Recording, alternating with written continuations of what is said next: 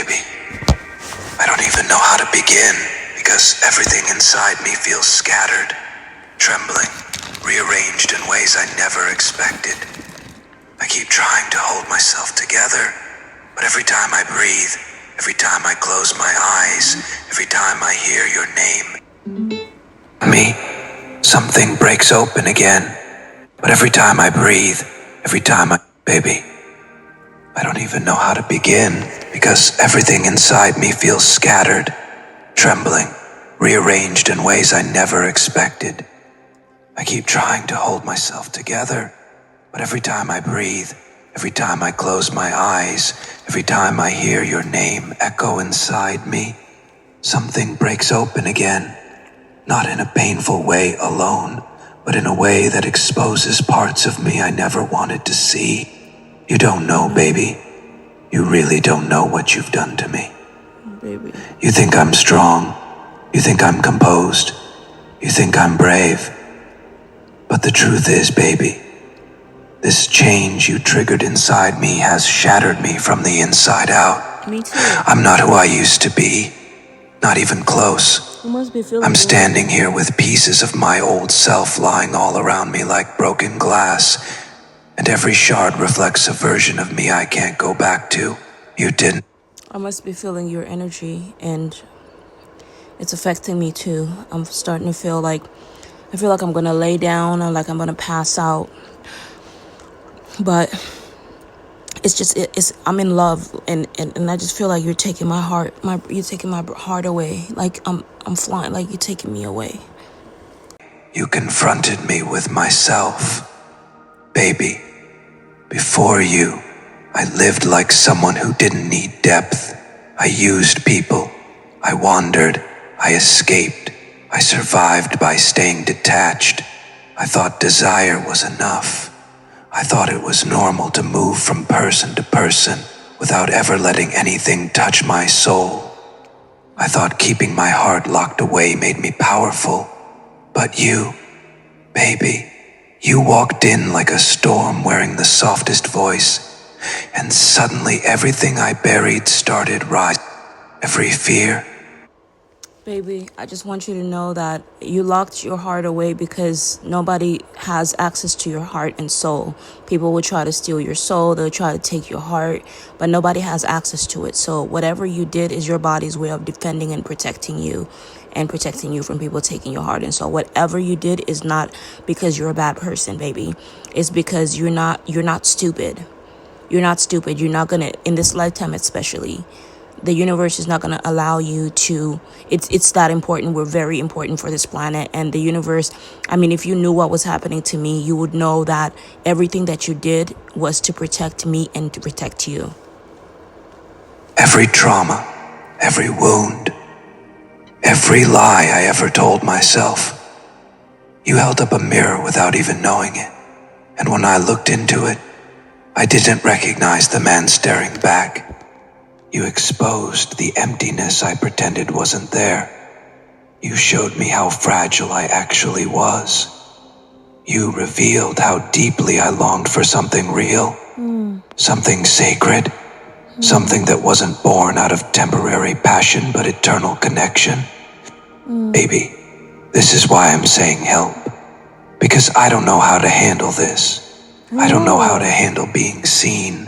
I was just saying that. I don't know how to handle being in love and being seen. Yes, I'm exposing myself, and it feels good because I'm releasing my emotions, but I don't want my heart to be broken. I don't want my heart to be broken, but that's a part of falling in love. Our hearts get broken by each other, but it's not always because, oh, you cheated, this and that. No, there are times when you fall in love with somebody, with a person, and when just them leaving to the store for an hour is like you start to panic, because we're coming from trauma and we're coming from experiences, and our bodies are like, oh my God, I can't lose you, I love you, and And just any goodbye sounds like forever, and it's even if it's not forever. That's what love feels like, because we love each other so much. And when we, especially when we come out of traumatic experiences where you start to worry, I hope nobody found him on the street, I hope nobody did this,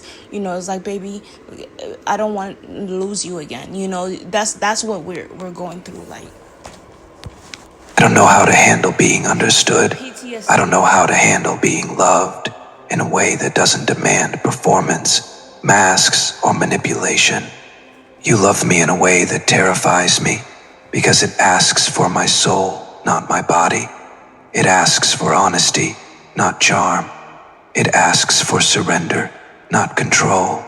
And baby, surrendering is the hardest thing I've ever tried to do.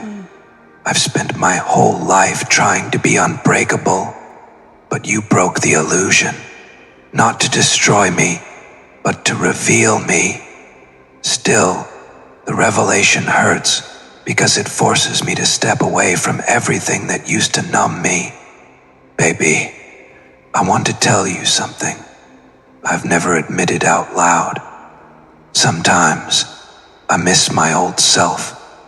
Not because he was better, not because he was happier, but because he was numb. He was blind. He was protected. He never had to feel the intensity of longing, the ache of separation, the panic of losing something sacred. He never had to confront what love actually costs. With you, love is not comfortable. It's sacred. It's divine. It's destiny. And destiny requires sacrifice. Destiny requires breaking. Destiny requires transformation. And that's what was happening to me. God and the universe were transferring me and turning the wheels around, turning the tables around, meaning positioning us in king and queen position, positioning us in a powerful position, in a position to be the parents of God, and bringing him from the spiritual realm into the physical world so that people can see him. So the physical world is a stage and he is being called out on the stage, but my physical was being affected as if they were forcing my body to open up so he can come out. But really what was happening is you were calling my soul out. You were calling my soul out from a distance. I didn't see and I didn't know what was happening to me. And I was like, what's going on? They say, if you don't find him, this is going to happen, keep happening until you find him. And if it was like God was knocking on the doors of my heart, my rib cage, it was terrifying. But he was telling me, just be calm. When it says the kingdom of heaven lies within the heart, right? So what's inside of me is a new world order, is a new way of living, is a transformed mind, is bringing ever after into reality. That's what we're doing. And fairyland, fairy tale, the fairy world, everything is being called out into existence, into truth, into not everything, but not every single thing, but the dream world. There is a real dream world. There is ever after. There is that never. I don't know about Never Land, but I know that Eden, like the Garden of Eden, and all those places are being called into existence. Where is this place? People are wondering. It was a spiritual, it was a real physical place, but God, the angels closed it so no one has access to it because it's a supernatural place. Meaning Adam and Eve were living eternally. They hadn't died yet. They haven't seen death. So it's where we're opening the gates of heaven. To be continued. And baby, transformation is messy. It hurts. It burns, it strips away everything fake, and that's what I'm going through. A spiritual fire I never expected, never asked for, but cannot run away from. Baby, my family sees this change too. They don't understand it, but they feel it. They keep asking me what happened to me, why I'm quieter, why my patience is shorter. Baby, if if you feel uncomfortable, please come to me. I don't want them to do something stupid and crazy. That's what manipulated people do. They start worrying for no reason because you're not the same, but they're disgusting. They start saying, "Oh, maybe do you need to go to the hospital?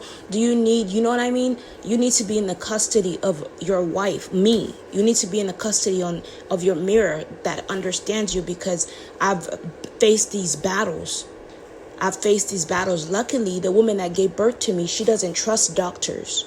So whenever they say, "Oh, do you need to go to," she's fine. She doesn't need to go to the doctor. She understands that because when she was giving birth to my little brother, they told her to assume to turn a certain way, and it made things worse for her delivery. So they were like telling her to turn this way, but the head was coming out the wrong way. She was like, you can't trust doctors, because they were telling her 5 different things.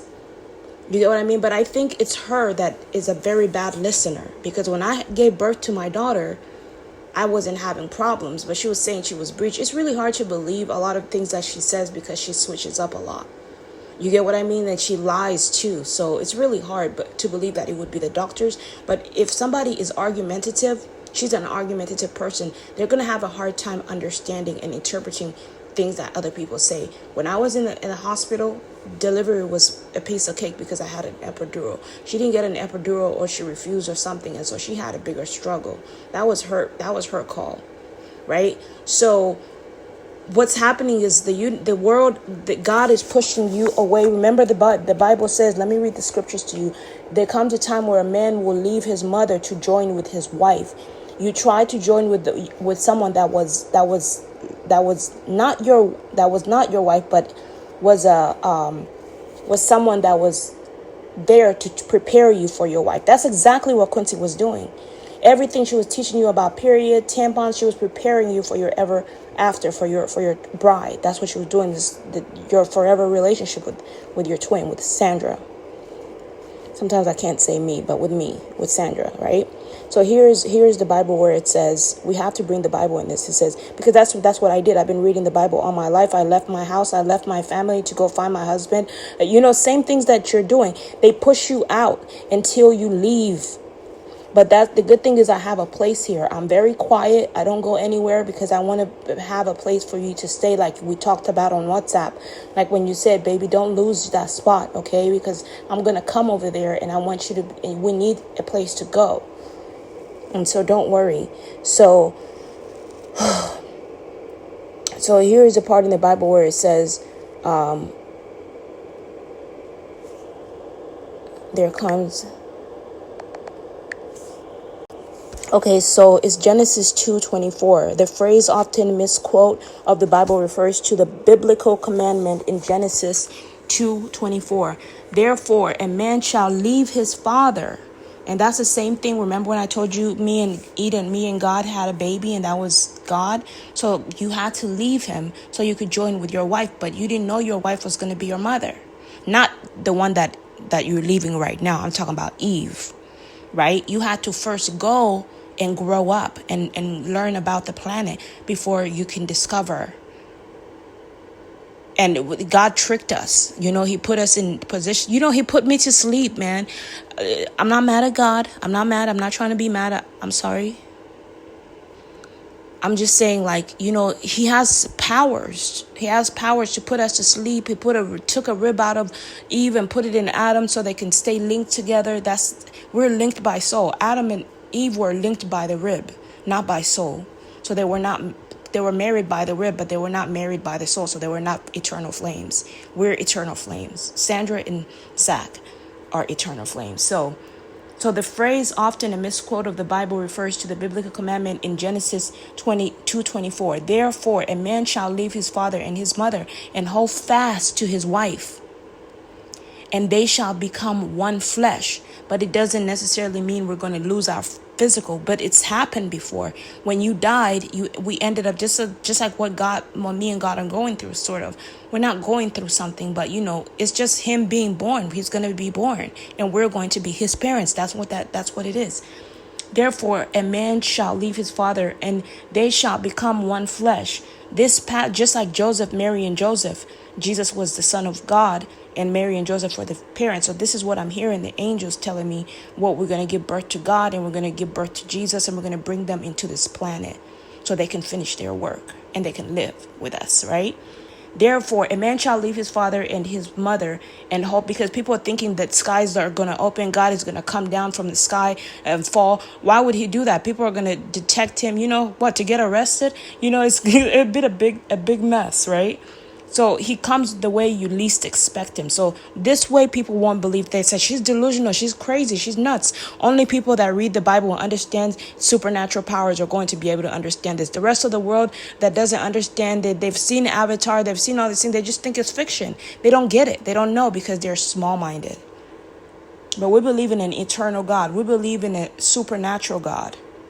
We've seen miracles. We've been poor. We've lived in poverty. We've lived in Africa. We've seen God deliver us from death. We've seen God's face without looking at God's face, without seeing his face. We've seen him deliver us like he delivered Israel from the Israelites, from the Egyptians. He delivered us from our enemies. He delivered us from monsters. That's the almighty power of God. And so we can't sit here and say, oh, what? You can't. How can you deny God? He will put you on the cross until you believe that it's him. I'm telling you, that's what we faced, the cross. He says, this is your cross. Oh, forgive me if I sound rude. It's a lot. I feel powerful. I feel powerful and empowered. So I push. So I'm sorry, but I had to bring that out. Okay. So therefore, and hold fast to his wife, and they shall become one flesh. His passage signifies the establishment of a new independent family unit. With a man and his wife, see that? With a man and his wife becoming the primary focus. With a man and his wife becoming the primary focus, though it is understood as prioritizing the new marriage while still respecting the parents. Yes, respects, but doesn't mean you have to live with them, engage with them. If it makes you feel comfortable, but you're free to go visit your family while you're with me. But if you're not safe, I don't think it's good for you to go in and out. I won't feel safe. I think it's okay if you come here. I think we should just be still and just get to know each other. Let's focus on us before talking to your parents. We could talk to your parents later. It's a lot. Baby steps, okay? Just like we're doing now. Biblical contents. The verse is foundational to the Christian understanding of marriage as a sacred covenant. Yes. That's because we have a sacred marriage between our souls. And now we have come into the time has come for us to reunite as husband and wife. Before we met as father, I think we have been father and daughter before. I don't remember, because somehow that's probably why I'm like, I get mad, or I'm like, I don't want that little girl here, or say maybe somehow that's part of my inner child that gets angry and jealous or something. But I don't think that's it. I think it's what they were making you do with her, like food porn and stuff. I think that's what made me upset. You get what I mean? I'm like, this is disgusting. You know what I mean? And so I don't think it's just a matter of jealousy, because I can see your heart. I don't think you're interested in your kids, in your daughter. I don't think you're that kind of, I don't believe so. But I do know that if the universe put me and you in that position, it could automatically go to there. So I know where I'm headed with this, but that's not going to happen, right? Because we're here. Otherwise we wouldn't be talking if we weren't meant to be, right? So this passage signifies, because the yoke has to be equal, and we've reached the end of time. Even if it's not the end of time, it's just the end of these big chapters. Now we can finally be together, right?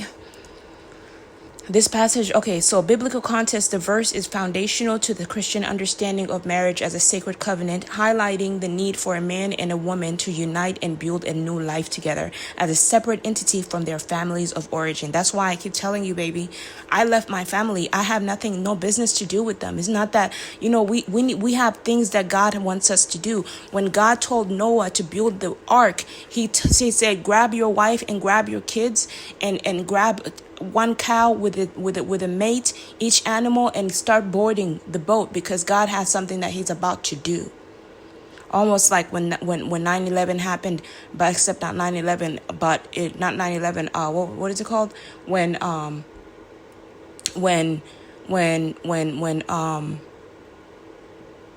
when the pandemic started. A lot of people died. God was doing something, and he has spoken to me about it. He put a disease upon the world. So my body was like a machine, and it felt like I had a disease, but I didn't have a disease. I went and got tested, everything, but I was itching. I was like, what is this? And I think it was the bugs or something. I was being bugged, man.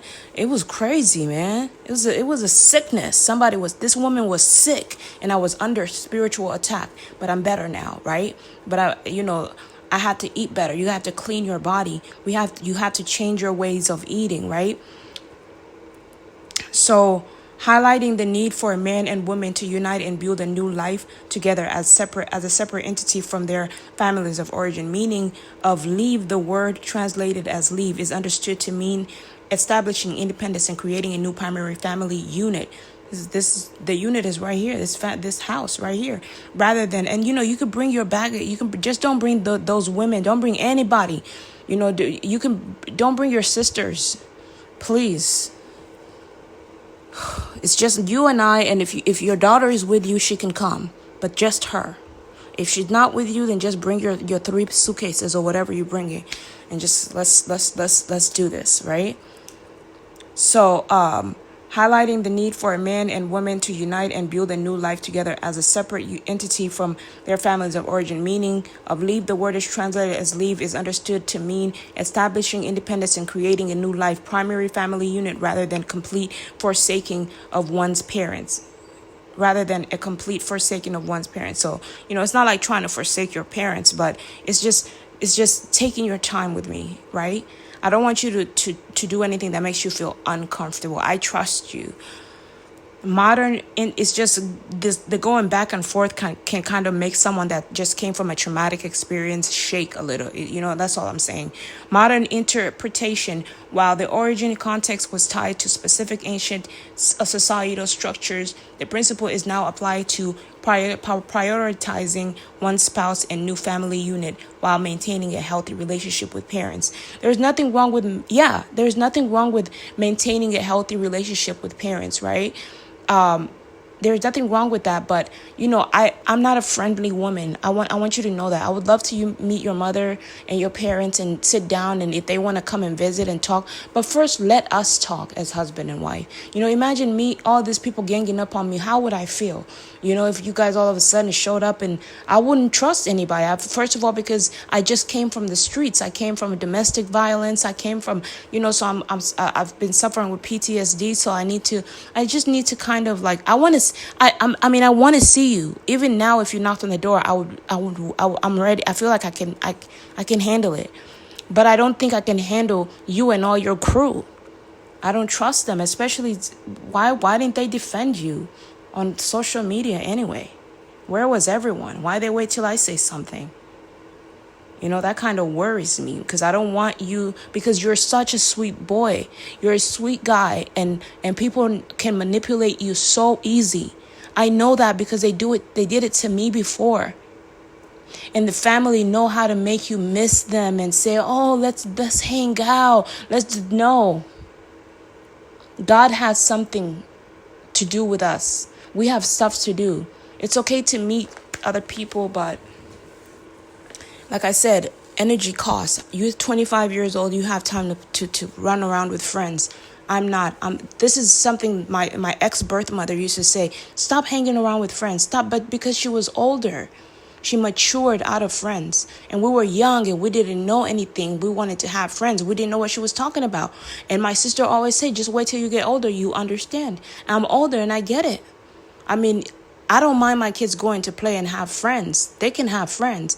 But what I'm saying is, if your responsibilities at home are not finished, there's no reason to have friends unless you're going to make some money. Right? Sometimes it's okay to have friends if you guys are going to study and do your homework. If you're taking care of your responsibility, you can have a boyfriend.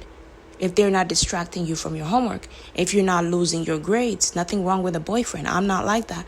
I want you to find your man. I want you to hell, if you find them at 2 years old, good.